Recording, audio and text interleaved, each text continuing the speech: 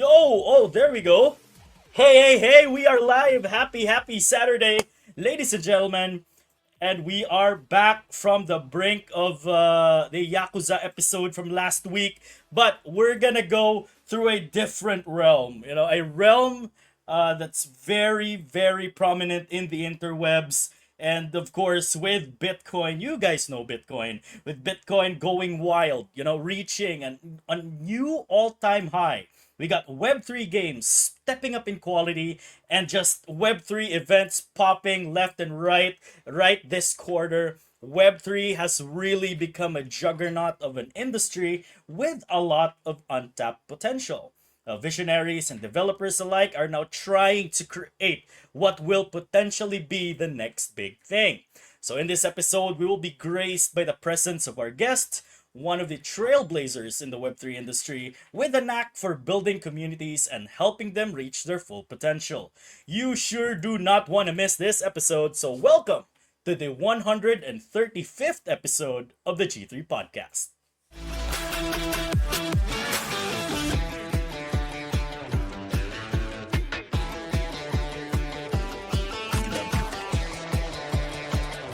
Welcome to the G3 Podcast. We're going to be talking about everything geeky and nerdy in between comic books, toys, video games, movies, you name it, we got it.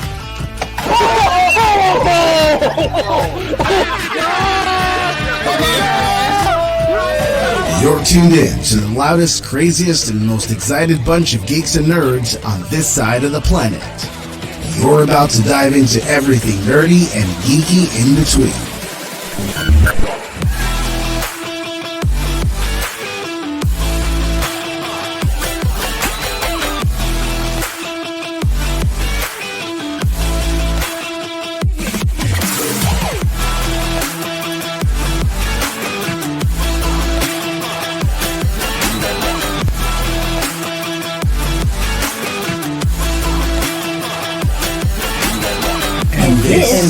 This is the G3 Podcast. Gamers, geeks, and good times.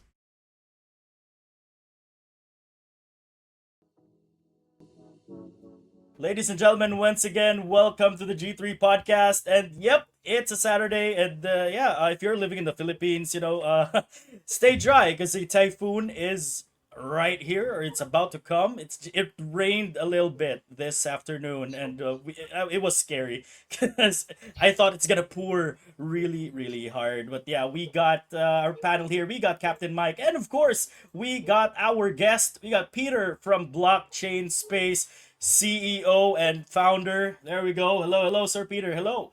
Hello. Good evening. Yeah. Thank you so much for having me. Yeah, how's the jet lag? The jet lag is 0, but the anticipation of the typhoon is pretty high. And so, getting up at 4 a.m. in the morning to get on the flight and get into Manila, making sure that I could be around for the upcoming Web3 conference in the Philippines. That was exciting, but I'm just happy to be here in Manila already. Yeah. So, how your guys' week in general? Peter, how was your week? How is a week for a CEO? Wait, so how honest are we? You can be as honest as you like, without breaking any NDAs. So I'd say, in general, if nothing is breaking, it feels like it's a very abnormal week. So nothing broke this week, except a couple of morales, in which case I think that's quite normal in tech startup. I think the Web3 space in particular is pretty tricky. And so you're basically going into uncharted territories and looking into kind of like new things that no one's ever tried before. And I think it's always really tricky to kind of like, get the same, energy from all of the team to explore and try new things without being afraid. So I think that's kind of like one of the big challenges right now. Yeah. So like it's all about taking risks. All right. Mike, how was your week? I have been very, very busy recovering from a lot of stuff. We just I've been working on specific projects from here and there. For the folks who are watching, if you are looking for an editor, you know where to look for me. So yeah, because Mike is really like an amazing editor. He edits all of our videos here in G3. So yeah, that's his week. You know, for someone who's not the CEO and just like your normal average guy. All right. So Peter, so we've been graced by your presence. You know, it's not always that we have a CEO as our guest, Yeah. and I would like you to introduce yourself to our viewers because we are live on Twitch. We're also on Facebook, and again, we'll upload this on Spotify. So we want to hear more about Peter Ing. Yeah, firstly, I think that was a very gracious and introduction, and maybe a little bit over generous. I mean, I'm no different to anyone here on this call, right? I guess I was someone who just happened to be at the right place at the right time to open up a couple of doors and opportunities, but it wasn't always like that. So yeah, to give you a little bit of my background, as you can hear, the accent is not really fully Filipino. So yeah, I grew up in the UK with British Chinese parents, and but I was in Manila for the last 13 years, and basically hosted a lot of blockchain meetups in the last 5 to 6 years before actually getting my kind of like first break in the industry, which was back in 2021. So back in 2018, between 2018 to 2021, I hosted around 176 meetups. So I was looking at your podcast numbers; they're also creeping up to really big numbers as well. So I mean, consistency, I can imagine, you know, and getting that, having that drive to want to keep doing it and keep doing it and just push yourself is incredibly admirable, right? And very, very, very, very difficult for the person that's, you know, that's got to run it. And so I fully, I fully appreciate, you know, your efforts as well. But yeah, so really to talk about my background, through hosting basically lots of events in the Philippines, I got to meet a lot of leaders in the blockchain kind of industry, and the people that basically saw different trends emerging, in particular in the Southeast Asia region, and specifically for the Philippines. And that kind of got me into the Web3 gaming aspect very early. And just before basically Web3 gaming exploded in the Philippines in 2021, I was able to, I basically had already some exposure, and I was already running my own gaming guild, and was already building my own automation software to basically solve my own problems, and basically gave me the opportunity to kind of scale up and take investment and get to the next level, right? So today we're kind of backed by a lot of prominent investors like Animoca Brands, Spartan Group, IVC, as well as people like Crypto.com Capital, yeah, at CoinGecko. So we've got like a number of like really amazing investors behind us, and really a lot of that was basically all about timing and about just being in the game, right, and listening out for the trends, right, and basically, you know, following what your interests were, and taking opportunities when they came up. So that's what I mean by we are no different. It's just that I may have started a little bit earlier, and I basically saw a couple of opportunities that were presented to me in 2021, just because of just, you know, networking and being in the right space at the right time. Yeah, it's always like that. It's always like that in every single industry that we're in. It's just like, yeah, you're right. Like you took the risk early on and then you reap the rewards later on, right? So, yeah, I would like to just give a huge shout out here in the comment section. We have a bunch of comments already. Wow. I'm seeing you, Stain. I think you're there. I'm seeing Stain over here. Yeah, guys, so just drop down your comments, whatever. If you got questions, we're going to have a Q&A session later on by the end of this podcast and a special POAP right in the middle of it. So I don't want you guys to miss it. I would love you guys to be here for the long haul, until the end of this episode. Okay. So let's move on to the meaty bits of this discussion. Of course, the meaty bits of this podcast. We're gonna talk about how, as you can see, our promo post. We're gonna talk about Yay and how it became to be, and what's happening in the background. So, Peter, would really love to know, since you mentioned like with Web3 gaming starting its boom in 2021. Gaming guilds have been all around. Mike is even like a gaming like a leader of a gaming guild as well. That's right. Now, what's going on with gaming guilds right now? Like, what's the what you call this? What's the meta for gaming guilds like right now in 2024? Wait, should I be answering that or should Mike be answering that? Because Mike is literally positioned as a gaming guild right now. All right, let's start with you, Mike. Like, I'm gonna throw it what to do you, you Mike. think? Yeah, Curveball. what do you think are gaming guilds? What you call this? What's going on with gaming guilds this 2024, and what's going on with Project Shogun? Okay, for Project Shogun, it was just recent that I took over Project Shogun. It's a very very tight knit community of gamers who just these are the bunch of people who wants to disconnect from their everyday lives and just resort to gaming as an outlet. These are the people who wishes to enjoy and just have fun. So I'm very fortunate to meet these kinds of people, talking about their, somewhat their backgrounds, what they're up to. um, and so far that's what's happening over at Project Shogun. For gaming guilds and fandoms right now, if you guys noticed, and we over here at GT have been emphasizing this for the longest time, that the communities are actually the ones powering the key people like the show.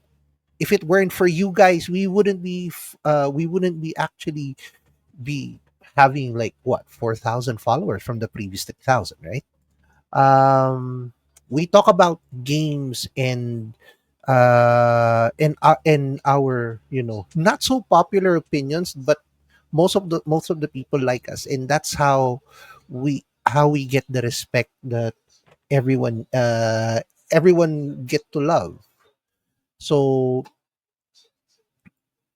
in the case of guilds, if you guys notice, there are communities for lots of like web 2 and web 3 games, and these are the communities that power up those games. No matter how good your game is, if it's not powered by the community that loves it, it's not gonna push through. So that's how it was. Mm-hmm. Yeah. All right. So yeah, way to throw a curveball there at Mike, Peter. He wasn't prepared. No, it's not like, I don't want to say not prepared. It's more like I am more into the putting the spotlight on Peter, All right? right. Because Understood. Yeah. But just a follow-up question, all right? So as a guild leader, right, of like an active player community, you mentioned earlier like it's just for the fun of playing games, right? hmm, These people have something in common, mhm, how fandoms are built, how gaming guilds are built as well. So how do right. you keep your community engaged and participative? Uh, we have a Discord channel over at Project Shogun. The entire day from the moment I wake up, I log in there. It's just like I'm working for at that Discord channel. Just saying hi to the people from like morning, afternoon, and evening, because the people that are on our Discord channel, some of them are working in the daytime, some of them are working in the nighttime. So I get to talk to them. I get to ask how they are, what they're doing, what they're playing, and then if it's a game that I don't know, then definitely I try to check it out, and if I like it, then I'll definitely play it. It's about me understanding what piques their interest. So it's so to answer, it's to keep my community engaged is more like I have to talk to them like like I'm a part of them. I want to understand uh what they currently like, what they like. Doesn't matter. It doesn't have to be games. Like, Mhm. what's your favorite K-pop title? What's their favorite K-drama or even US shows? I just have to ask that question because I want to know what piques their interest. Yeah, I think for the record, guys, I've been seeing Mike in the Discord as well, watching K drama with our viewers. So that's how he keeps them engaged. Like what's the hottest K drama right now? He's just there, and then sharing his screen for everyone to see. No, What is because the I want, Mike? and the reason behind it is because I want them to know what I like as well. maybe Yeah. that's something that Maybe that's something that they like as well, so the conversation starts from there. And it doesn't have to be Mm. like I'm watching K-drama. I've been playing some web 3 games as well over our channel, uh and then they're curious, they're getting my referral codes for those specific games because they kind of liked it, because that got their interest. Yeah, I mean, yeah, we can see Trickster here as well, also part of our community. He can attest to Mike, like just showing everyone like what the hottest K drama is. There we go. Now for you, Peter, since Yay is essentially like a tool for these communities, to help build this community to like the best of their potential, right? As someone who supports communities, can you break down how Yay is actually supporting these communities as well? Yeah. So firstly, I want to emphasize that it's very experimental at this stage. So feedback from the community is like essential at this stage. But we basically have an underlying thesis. Going back to the trends, like there are some major trends that we're seeing in the world right now. That number one, communities are becoming more important than brands. Like influencers, people that lead communities, the people that you know basically make reviews about different products or about a game, and other people actually listen to this person and say, oh, okay, I believe your review, your review seems genuine, it seems honest. I believe that over simple marketing which says this is the best product, this is the best shampoo that you should wash your hair with every single day, and it's got the best keratin and so on, right? These days everyone listens to genuine reviews, and those people that give genuine reviews and have an audience, they basically have a community, right, that they can influence, right? And so what we're seeing is that these communities are becoming really, really important in order for brands to become successful, right? We've seen it in multiple different cases. It's just an emerging trend that's happening right now, very likely related to the proliferation of technology as it is right now. So, you know, it's very easy to probably, find out whether something is false advertising and whether something is actually accurate about a particular product and so on. And so when someone gives like honest reviews, people are like, well, thank you for doing the research on this. And I could have done that myself, but like I appreciate that you put the effort into doing it. I'm going to follow you, right? I'm going to support like all of your different reviews that you give. So this is such an important trend that you see in different verticals. right, these communities are becoming more and more influential, and brands are looking for ways to basically tap into these communities, right? To say like, hey, I've got a great product here, right? Whether it's a game, whether it's a shampoo, whether it's um, a new record from a music artist, right?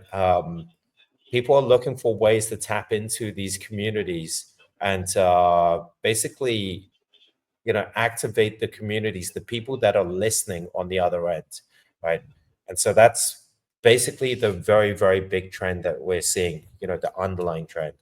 The second thing that we're looking at is with the whole Web3 blockchain element, right? Something we saw back in 2021 is this concept of like tokenized communities.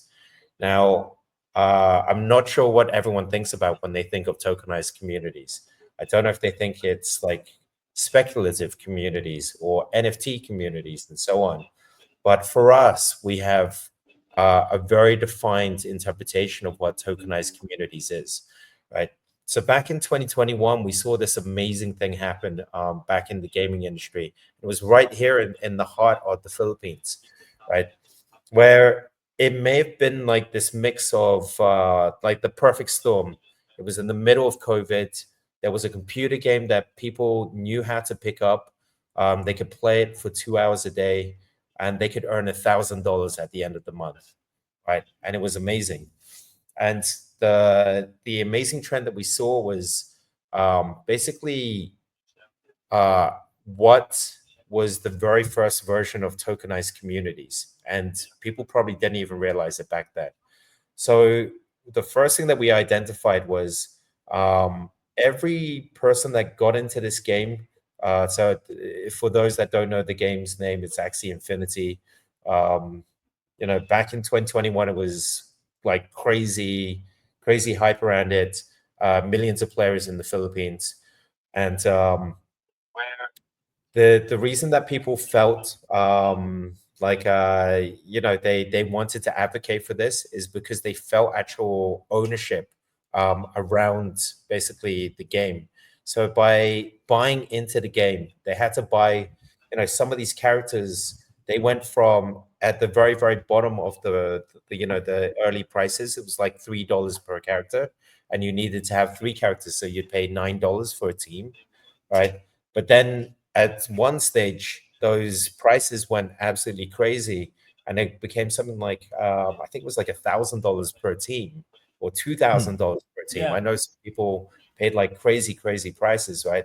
But then by the moment you pay for it, you know that you've paid for something that, it's almost like a business, right?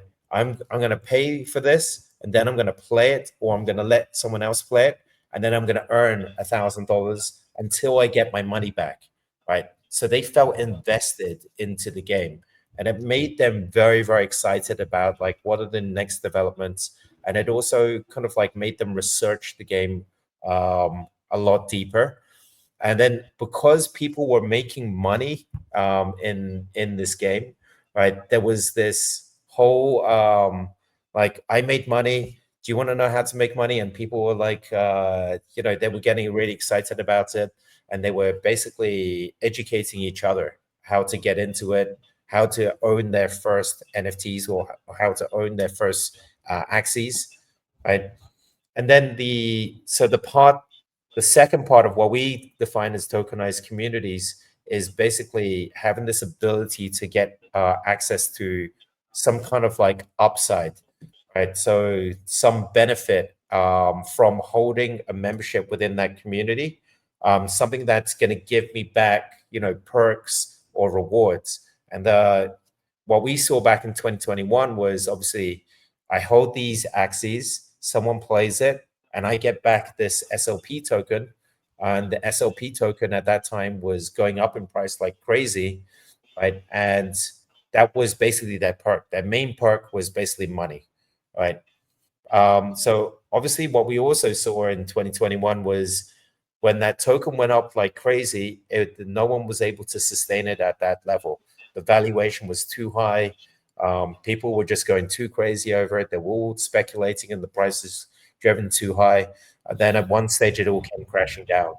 right? So the one thing that we learned is, okay, these guys had a vested interest into the game. They wanted to learn more about it, and they wanted to bring more people into it, right?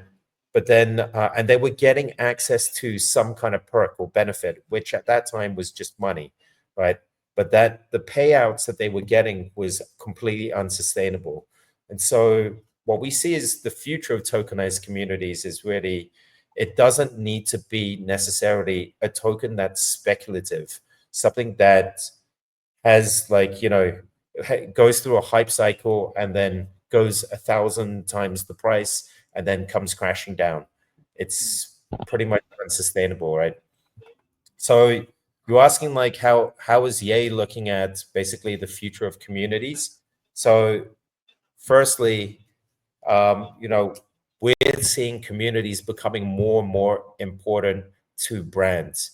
Like brand success is basically dependent on communities advocating for the brands, right? Whether that's a game, whether that's a song or an album, concert, whatever it is, right? Those communities, the fan bases within those communities need to advocate for those brands. The second part is how do we rally all those communities? What is the new version of what a community looks like that can rally behind, you know, um, uh, but to feel like they own a part of the community, and then the second part, to get, you know, from having that ownership, what are the perks that I can get back, right? That's basically the future that we see, right? Communities becoming more important, communities becoming tokenized in those two aspects. All right. So yeah, tokenized communities. We have gaming guilds on one side, and you got fandoms on the other side, right? These are like the two kind of like communities that Yay actually advocates in. So in line with that, right, Peter? So you have they correct me if I'm wrong. You got Guilds Hall and you got Yay Club, right? Side working like side by side, forming, essentially like elevating these two entities into becoming tokenized communities as well. So, can you give us like a rundown on what Guilds Hall is and what Yay Club is as well? Yeah. So as I mentioned, so we believe that tokenized communities is basically going to be the future of how communities grow in the future and have aligned incentives, right? So they're going to be the most powerful communities. We've seen it happen during the Axie bull run. We've seen it happen a number of times within Web3 because these new Web3 um, fundamentals basically allow it to happen, right? The ownership aspect, the access to upside aspect, it's basically inherent into Web3. Now, we know that this basically doesn't apply to just one type of community. It's not just the gaming communities, right, that it applies to, but it also applies to other types of communities. And we did some research into this, and we did kind of like test it out with like different types of communities, and ultimately realized that the key word that we were looking for was something called fandoms, right? Where people feel very, very passionate about, supporting their idols, about supporting the brands that they love, and they will Right. do anything for them, right? And so that's basically how we came about with us focusing on two different verticals. So the first side, which is our background, which is Web3 gaming, is basically supported through a program called Guildhall, right? So Guildhall is a private members club where the managers of different Web3 gaming communities, including Mike here from Project Shogun, right, is running their own communities within the Web3 gaming space. We come in basically with our tool sets, trying to support with our vision to tokenize their communities in the future so that brands basically will recognize them more and get more deals, right? And then on the other side, we've got the fandoms part, which right now really relates to the music side. right? So we've got another program called Yay Club, which is basically focused around the P-pop and K-pop culture in the Philippines, and will expand basically to other regions of the world as well. And so we saw basically these similarities between the Web3 gaming space as well as like the P-pop, K-pop culture, which is basically that relationship between idols or brands. Uh, and then you've got communities in the middle, right? And then you've got the fan bases on the extreme ends, right? There's usually someone in the middle that basically facilitates and supports the success of like the idols or the brands. And that's why we're basically looking at those two verticals. Yeah. All right. So, like Peter mentioned, again, Mike is a Project Shogun is also part of Guilds Hall. I would like to ask you, Mike, like, given that Project Shogun is one of the beneficiaries of Guilds Hall, how did you utilize Yay in like managing your community? Well, I was able to utilize it in several aspects. So there's the POAPs, the to determine who are my active fans in the community. So every day uh we have we have the gacha wherein we can flex your collectibles to simply show that you are actually following the community. It gives the community some excitement, especially if they were able to get that very unique gacha, where they can also win some prizes to for selected NFTs. Then there is the for Yay, we were able to do a poll as well, asking whatever they want to watch or whatever they want to listen to, or who do they think is uh, their best character, just to strike that conversation. It's a very powerful tool, and all they have to do is just go to the link that I will provide them, and then ask them for their opinions. So essentially, like you're using Yay to like spark debate in the community. Is that Well, right, Mike? not really well, if you want to put it that way, yeah, it's a debate of sorts, especially, but to more primarily is to strike a conversation amongst the community. All right. I mean, especially if you are a tight knit community that you obviously have your common things, right? Out of nowhere, I can just simply ask a question, and some would like definitely would like mint chocolate, and some would like matcha, for example. I could just simply put a yes or no on that, and then have them click on the poll. All right. So let's talk about like what were the kind of activities you've already done, like using what the tools that Project Shogun. I mean the tools that Guilds Hall and EA has provided Project Shogun. So, as everyone is aware, if you guys have been following the page for quite a while, we have been doing the G3 Project Shogun giveaway. We're in. All you have to do is just check on the QR code, and then go to the link, and then strike that gotcha and win that specific prize. And if you guys check the data for the ones that we are doing for the monthly giveaways, we see people were like even counting how many shinies they have at the end of the day, especially when I remember for the previous month, we said that the we mentioned the winner, and this other person was like, say, hey, I also had the same number. So that obviously puts somewhat a competition to the community. And you know what, it's as easy as just going to the URL, or checking out the QR code. It will be You will be directed to the A website. All you have to do is just click on that gotcha, and you will get your specific shine. All right. Yeah.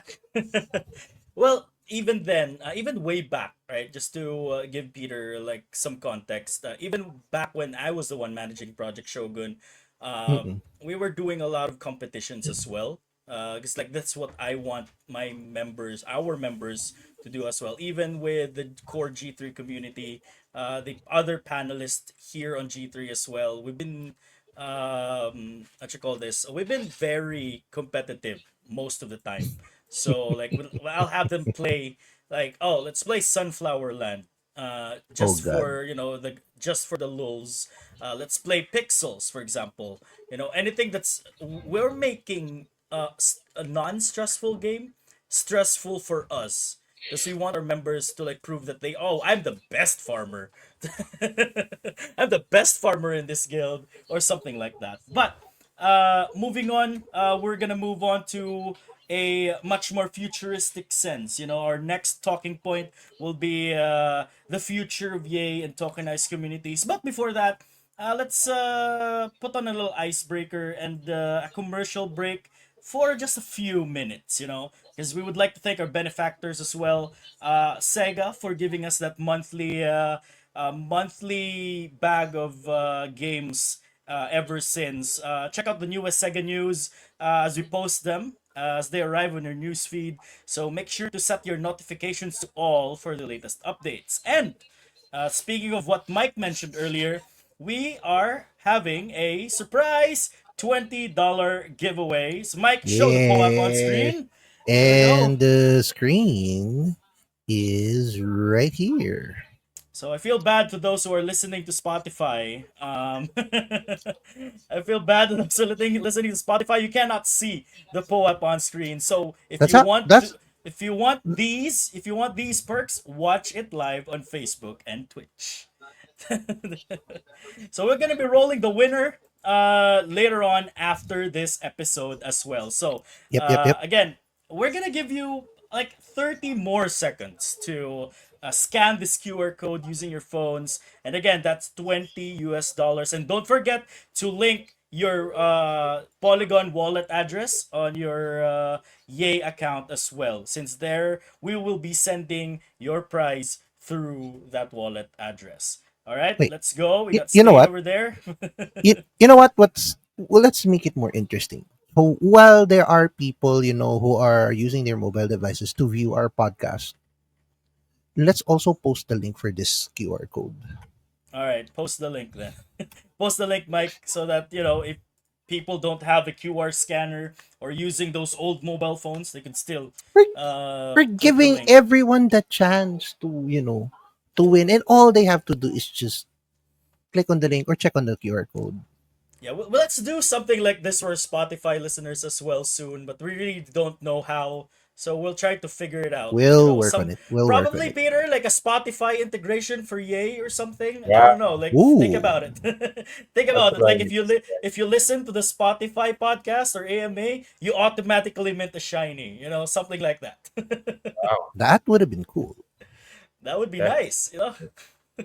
Guys, I'm noticing a couple of comments here from your community. I saw a couple of people actually coming from like the Axie days. Should we address some of the comments or the Of Oh questions? course. yeah. All right. So we got a Uh, question right here for you, Peter. Were you an Axie manager as well? Yeah, I was. I was probably one of the very first Axie gaming guilds in the world. So like one of the first 10. Oh, one of the ooh. how many scholars did you have?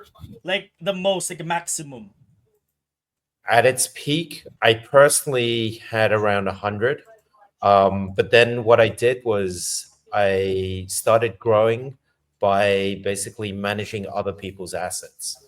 And so I kind of started getting a bit wary of how much speculation what there was, and I didn't really want to buy too many assets myself or invest too much into the breeding. But there was still a lot of people that basically wanted to come in, and they said like, I don't know how to do this, and I was like, okay, I know how to do this, and I've got the software to automate it. So I ended up basically scaling to about 500 through managed assets. So Ooh, at its peak, probably my guild at that time, which was called Axie Academy, was running about 500 accounts. Wow. that's a lot of accounts. 500. We also have another question here. So after Axie, did you move to a different game? So like here in the Philippines, I think like after Axie like died, right? Everyone moved to the next best thing, and I don't know, guys in the chat. Correct me if I'm wrong. It's Pegaxi, right? Everyone moved to Pegaxi after Axie. Was that the thing you did as well? So I personally did not move into Pegaxi. So I was involved with the Sandbox team at that time. So I was pretty deep into the Sandbox universe and Mm-hmm. into kind of like creating experiences within their metaverse. So I think more of my time was kind of like spent around that. Um, no, like when Axie started to decline, I didn't really look so much into the other games, although there were a lot of talks of other games. Um, but that was, I think, you're asking about my founder journey. At that stage, what had happened is I'd already raised some capital based on basically scaling my own guild. And now I started to kind of like have more challenges and other things, right? So, because I'd already raised some capital, it meant I could hire people to now research the other games. But I don't think we ever found another game that was actually good enough, right? So I remember there was one called something Sharks on, I think it was on Binance Chain, right? Something, but it was very, very, very similar to Axie. And I remember there was a lot of like Axie derivatives that came out, but they weren't as deep in terms of like gameplay. And you could see there were knockoffs, and the community basically had been like like grown in a very, very short space of time, meaning like it didn't really feel like a very organic community, and they weren't supporting one another. So there weren't many like similar kind of Axie type games. Mm. Yeah, I think everything that followed after Axie that time were like people aren't there for the community. They were there for the money. Like, oh, I don't Mm, care about that's right. who I don't care who the founders are. Like I don't care about who my community constituents are. It's just that I just want to earn money. I just like I lost a lot of money in Axie. I'm gonna like take it back, playing whatever this next game is. I would like to give a huge shout out here to Keeb. He's here in the chat as well. Where my Crypto Hey, Blade enjoyers at? Oh yeah, right. That's it. Yeah. We also have Kobe. There we go. hey, Kobe from Shree, what's Nightshade Guild. up? Hello, hello. That time everyone wants to be an Axie killer. Yes. Like who's the next Axie killer? And it was dead before like they reached the heights of what Axie had become. Yeah, we have an interesting question here, Peter. What Web3 games are you bullish about right now? I would like to ask everyone in the panel here. Mike, what Web3 games are you bullish about right now? Or Uh, are you playing? What are you playing right now? well, I was playing that pool game, that 8 pool game. Oh, you're playing Pool Masters. Mike has been Yep. flexing his Pool Masters rank way really hard. He's one of the top 100 global players, Peter. Really? Yeah. Really? I How many players are there? Is it only 100? I think there I are a mean, lot of players. a lot of players. That at least something I can flex. It's the fun thing about it is I got sick I got sick, and then I was lying in bed. I'm trying to look for a game, that's easily played on mobile. And then the group chat, the Telegram chat was mentioning about Pool Masters, and before you knew it, I was telling Jazz, you cannot beat my 10 million. No, because I'm very bad at pool, Mike. That's how it is. No, I mean, and the thing about it is even though if it's a web-based game, it came from a browser. It feels like it's an app already.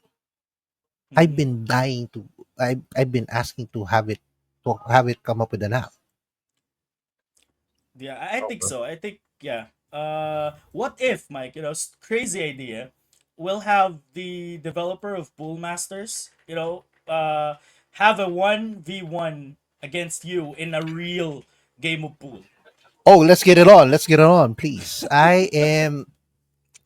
I mean, you know how I play. To I the know at how the you play. very least, I can compete.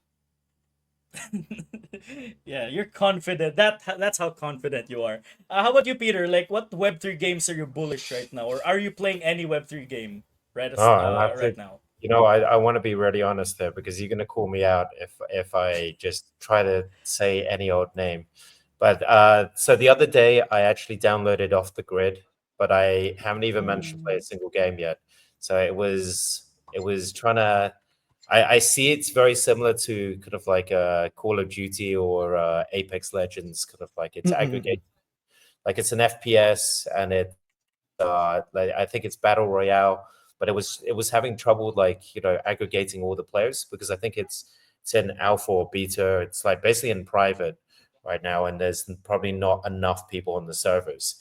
Right, so I was sitting there for like 5-10 minutes, like waiting to get enough people to even play a single game, and it never happened. So I was quite excited about Off the Grid, but haven't managed to play it yet.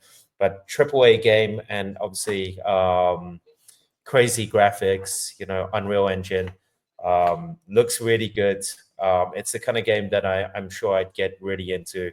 I'm a Call of Duty player. I'm an Apex Legends player, so Yo. yeah, I can imagine it'd be quite fun. Um, Uh, the other games, not so much actually.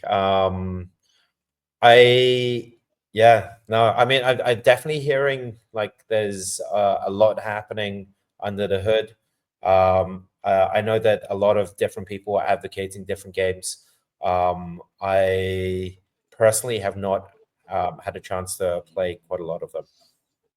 All right. On my end, like I really love Ripstorm. Like back in their alpha test, like a few weeks back, I played a ton of Ripstorm. I'm a huge parallel fan as well.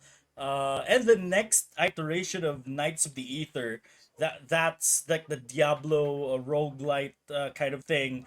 I'm really excited about that as well. So we have a lot of conversations happening here on the chat. We Oh got something yeah. from Kobe. Here we are. Peter, I think you really need to play around 10 a.m. to 4 p.m. That's where, Southeast Asian servers are packed to the brim. What Gotcha. time were you playing? Like middle of the night? No, I think I was trying to play like mid-afternoon to the evening, so maybe I just missed the window. You missed the window. Yeah. Also, But I don't know if yeah. it makes any difference, but I'm playing off PlayStation. Oh, might probably be It like, could be. it's It could be not. a possibility. It could be a possibility that it's not like cross-platform. Might you might want to try playing it on a PC. But yeah, moving on to the next part of our conversation here. Right. We've seen gaming guilds, right? We've seen gaming guilds starting from just like light-hearted Discord communities, and now they turned into economic powerhouses. They've turned into full-fledged, I don't know, organizations or companies. They have their own team. They have their own esports team. They have their own like leadership team. They have their BD. They have their marketing.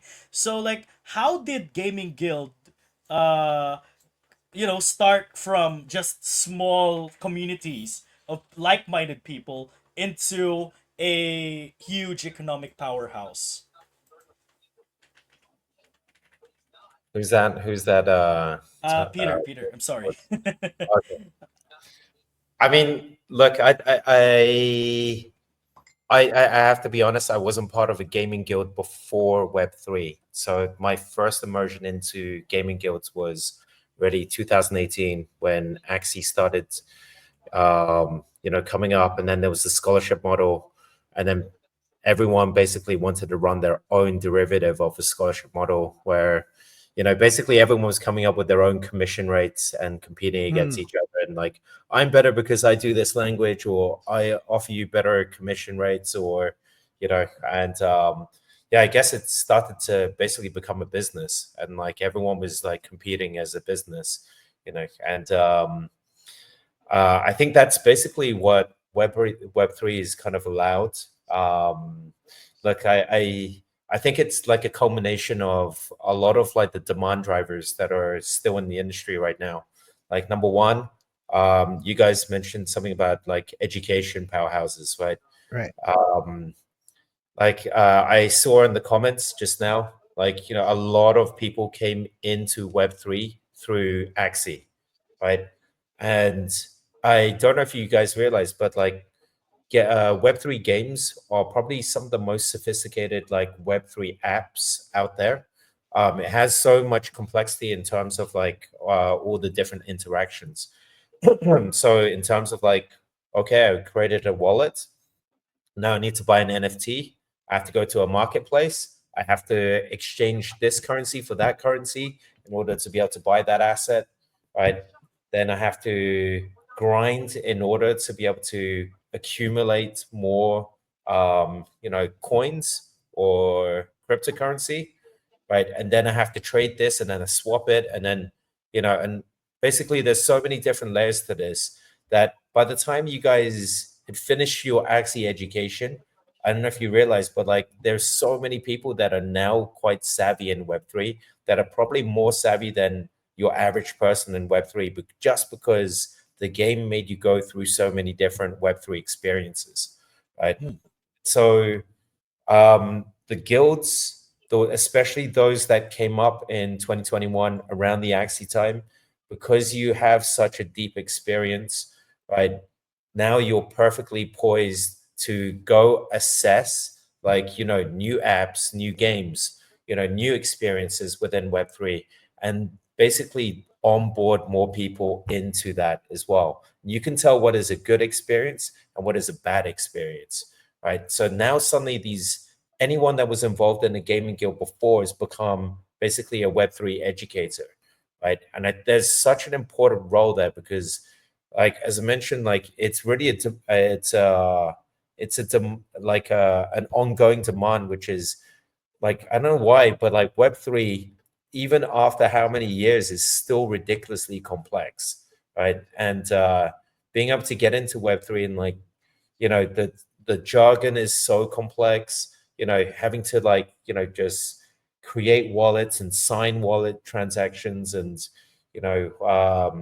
send things from one person to another and then get scammed and then know that there is no escrow or there's no savior, that if you send it to the wrong place it's ever going to come back. There's no intermediary, right? So there's still so many things that are hard about Web3 that you need people like guilds or people that are basically educators in the space to drive the space forward still. People that have learned the hard way and then now understand it and can translate it for everyone else. All right. So just a follow-up question, so we've seen, like I mentioned earlier, like we've seen guilds turning from communities into like an economic powerhouse. Do you think that the success patterns observed in these gaming communities can also be applied in like other types of fandoms, like right, like K-pop fandoms, music fandoms, or sports fandoms? Yeah, but I think we're going to see very different derivatives of this, right? So I like to think of Web3 gaming guilds as basically the most advanced communities in the world, right? They basically want to run their community like a business, right? They know how to, I mean, they're looking at investing, they know how to earn, they're trying to give equity to basically their members, right? It's basically really, they're quite advanced in terms of like running communities like a business, right? But then on the fandom side, you see that communities are not run like a business at all, right? It's very, very, very different. I think the model is going to be very different. You're going to have to dumb it down probably like 5 to 10 levels, because on the fandom side, it's really all about following passion. It's all about, I want to support this person. I don't want to have to do 5 things to like prove my worth, right? I just, if I want to continue just being the best fan possible, you know, yeah, I think it's, and then there's a big kind of like stigma towards Web3 in the fandom sector still, right? Which is majorly inhibiting people from, like Web3 companies coming into Web2 or into fandom in particular, and being able to tell them like, oh, this is, you should do this, or this would be a nicer way to engage your people, without getting some kind of backlash from their communities. All right. I think Mike. I think you do. I think you're poised to ask a question here. Yes. Because in striking a conversation to my community, I have to ask them a question of what interests them on a day-to-day basis or how they are. What do you think would be the what do you think are the core challenges in building sustainable fan economies, and how do you think would ye address these challenges? Yeah, so sustainable in terms of, I think it's probably not that dissimilar to things that we've already seen in the past, which is Right. things like loyalty, right? So how do you recognize basically contribution or engagement, right? So I think those are the things that we try to address right now, which is, I've been around since I was the first member within your community.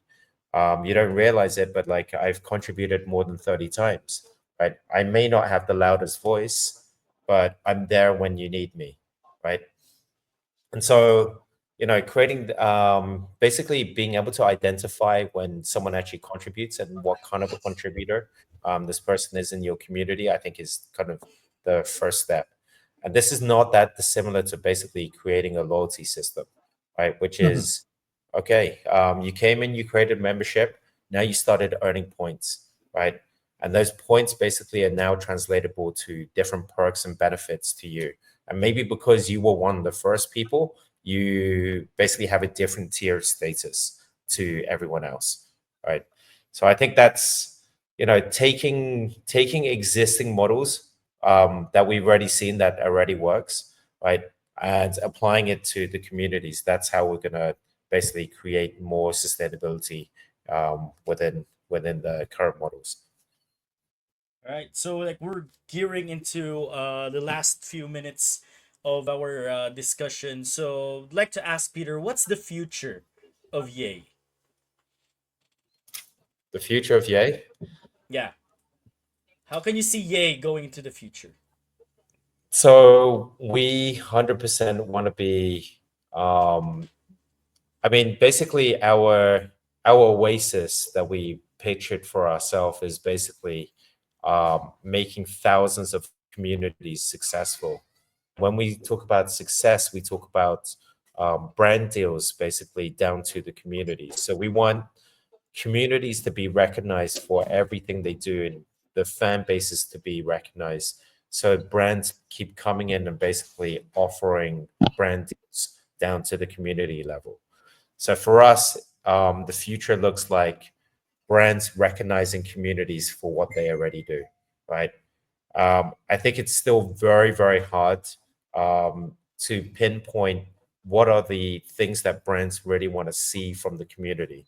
I think Hmm. what we're seeing very much, the easy thing to do is let's exploit communities, which is I see a million people over here, and then I'm a brand and I'm gonna pay some like $100,000, and I want you to sign up to my app and do 5 actions, right? This is super easy to do, right? But you're not really creating brand affinity with these communities. And I feel like what's happening is these brands are basically exploiting these communities, right? And, just asking them to growth hack basically, for their own vanity numbers' sake, right? So we kind of want a future where it's not so much brands come to us and only pay us to do 5 actions because, that's they basically just want vanity numbers, but rather brands come to the communities because they see that you are a major fan of Web3 gaming, and they want to be able to back the communities that support the growth of Web3 gaming, or right, and they want to be able to support like local communities, and basically highlight certain areas, right? So I think basically, you know, the whole community management aspect is basically very underrated, and people don't realize just how hard it is to manage a community, right? I think you guys will probably understand it very well, right? But I think there needs to be more of a balance in terms of that recognition, that brands actually come in to recognize that these communities, let's identify the ones that we really want to work with, but we recognize that you guys running that community is hard, right? Rather than let's come in and exploit you for how many hundreds of members that you have. All right. So you mentioned brands. All right. Just the last follow up question, right? We may not know, if they're watching me. There might be, brand owners watching or listening to our Spotify. How can they get started on Yay? So for now, we don't actually have a brand experience built out. So the way that we've actually um, chosen to basically grow the platform is to work with community owners, right? So we're very community owner focused right now because we want to help the community owners to run campaigns and to identify all the different activities that their member base are basically conducting. But the best way for a brand to come to us is basically through our BD team, and I will name Keep here on the live stream. Keep is one of our BD guys, and he would be the perfect person to reach out to. So right now, reach out to us directly in if you're a brand and you want to work with any Web3 gaming communities or any K-pop, P-pop communities in the Philippines. There we go. Ladies and gentlemen, that's about it for Yay. And of course, Peter as well, giving us a rundown on how Yay can jumpstart communities and like start building and growing along with communities. And now it's time for our Q&A and our AMA session. Feel free to drop down your questions in the chat, ladies and gentlemen. We have time to like entertain around, I don't know, two or five, two of five questions, two or five questions. So drop it down. We'll do our best, to answer your questions. Yes, Mike. Actually, the questions are now popping in. There is one from Chisholm Prosperity. Uh, the question was, what is the most interesting Web3 game you played so far? Ooh, most interesting. Okay, not necessarily the best, but for me, I think if it makes it more okay, interesting. I think Gangster Arena. That's like my first foray into like risk to earn kind of situation. It's not like Mm-hmm. a play to earn, but like a risk to earn situation where you vet like a number of Ethereum, and in hopes of like making it into a leaderboard to share like an actual prize pool. So it's like something new to me. How about you, Peter? The most interesting. For Web3 games right now, Yeah. Mm-hmm. I'm not gonna lie, I'm not the same answer as earlier. Have I tried to play off the grid? Wasn't able to. I haven't played any Web3 games recently, so I can't answer this one. All right. Uh, All right. We got something here a little bit serious. you're not In a gonna ask me? brand perspective. Oh yeah, Mike. All right. Sorry. Sorry. I'm sorry. Most uh, interesting. Most interesting for me is off the grid. Yes, I do play Pool Masters, but over the past few weeks, I've been seeing the ads for off the grid. and it's very interesting considering how it looks like, how it feels like. Mm. It's not just about how beautiful the graphics or how the gameplay is.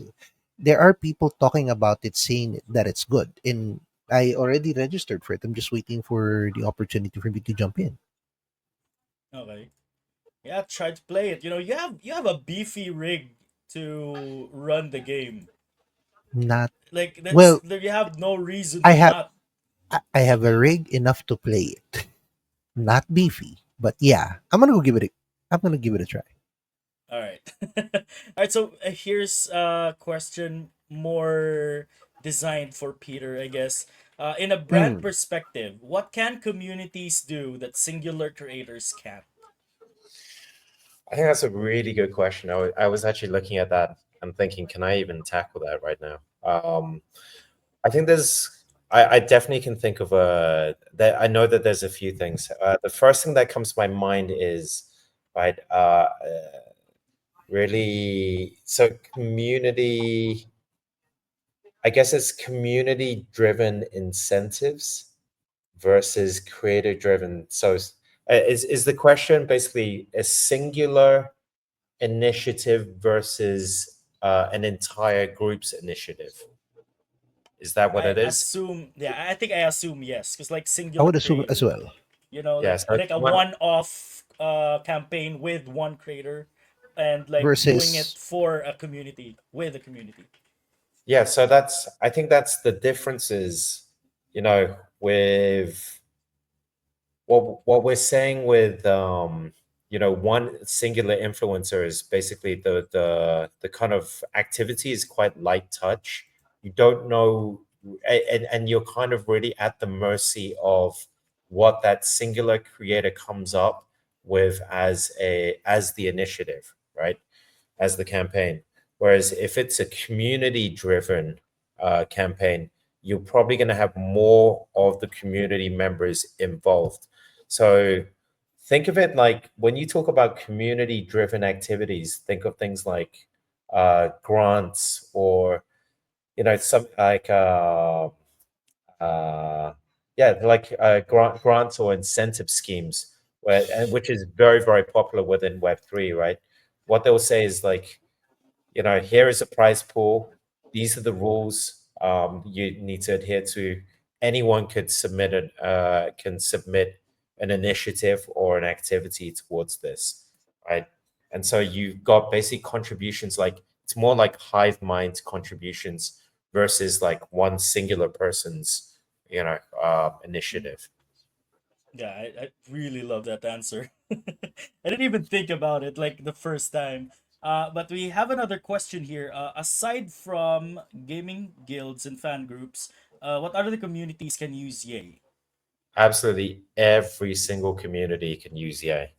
So right now, it's 100% free platform. You can basically spin up your own POAPs. You can spin up your own gachas. You can spin up your own collectible, like NFT collections, right? And it's 100% free and it's super easy to use. We built it in a way that Web2 users can use it, right? So the idea was I need to come in here. I don't want to be touching any wallets. I don't want to learn anything about like private keys and so on. I don't want to send any transactions and so on. So then when you create these campaigns and you share those QR codes, right? I don't know if you guys have noticed, but when you scan, all you see is a badge. You see the digital image and you collect it, right? And it becomes part of your collection. But what you don't see is it's actually you were given that digital image as an NFT and it was actually transferred into your wallet. And that wallet in the future basically is, it's your lifelong basically history. Like Mm. that belongs to you, right? And it'll be there forever, right? Yeah. I So just just to add, okay, Mike. All right. sorry, I just want to dovetail with what Peter said about answering Yuri's question as well. Though.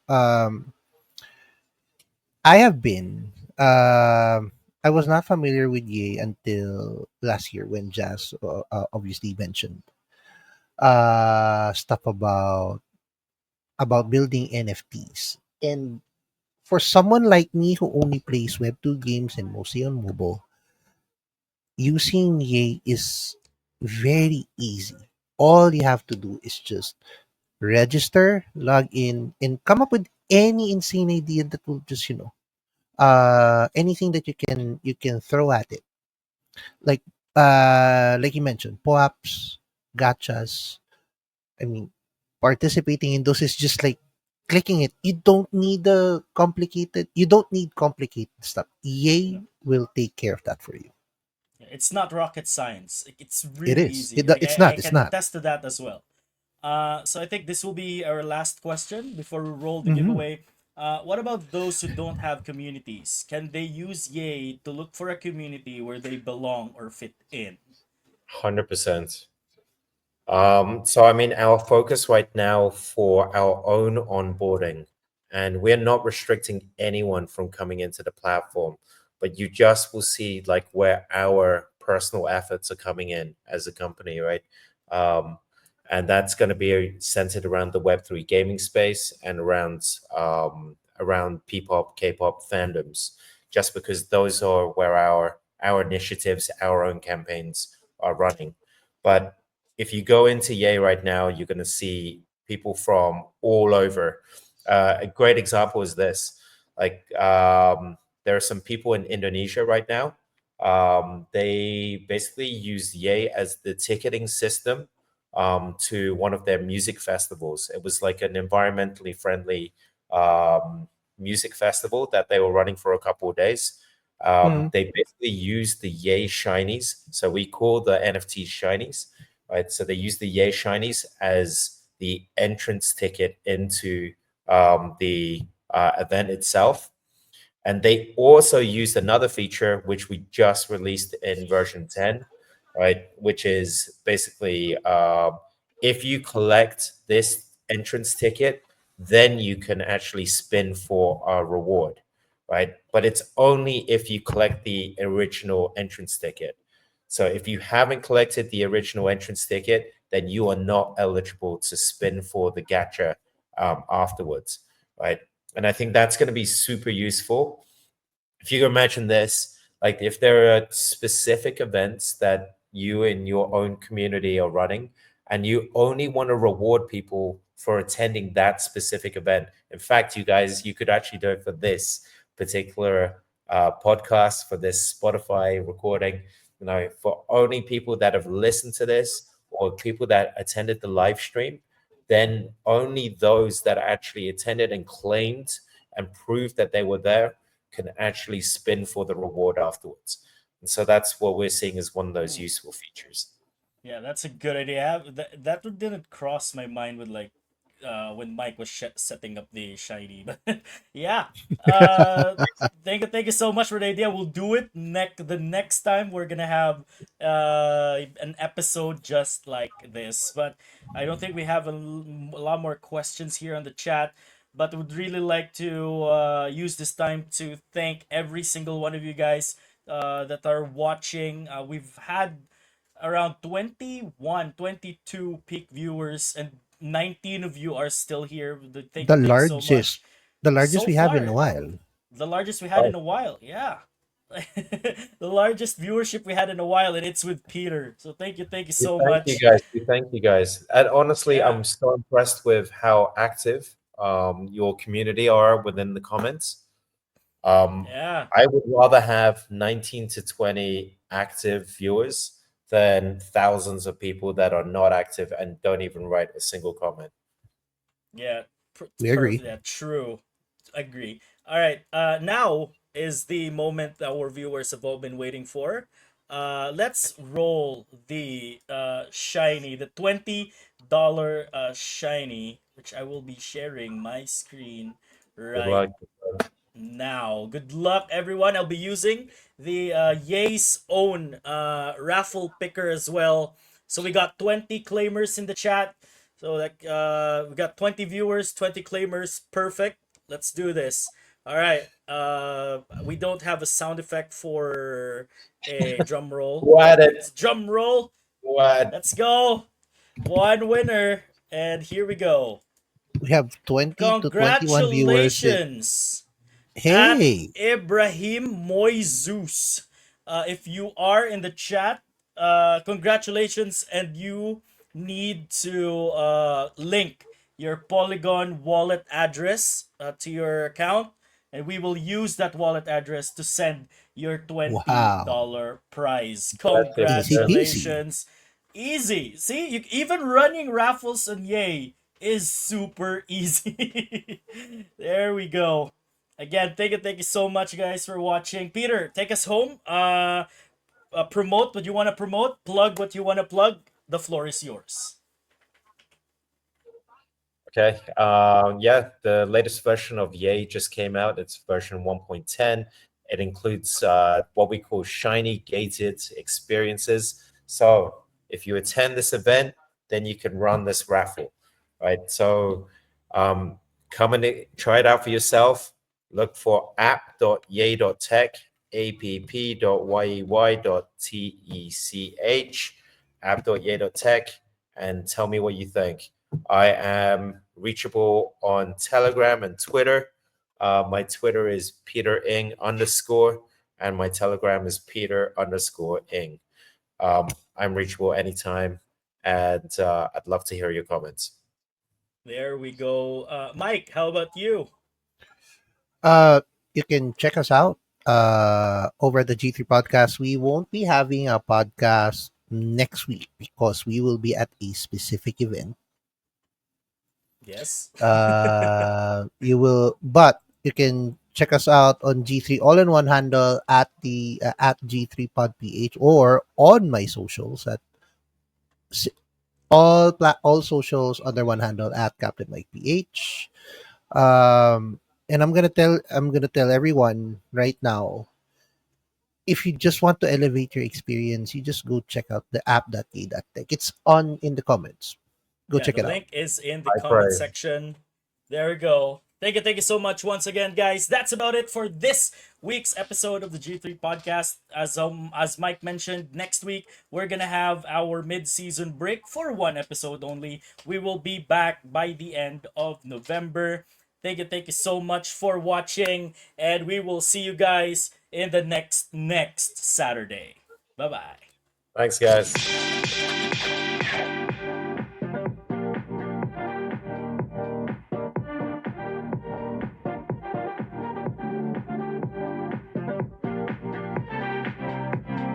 Hell, you couldn't punch to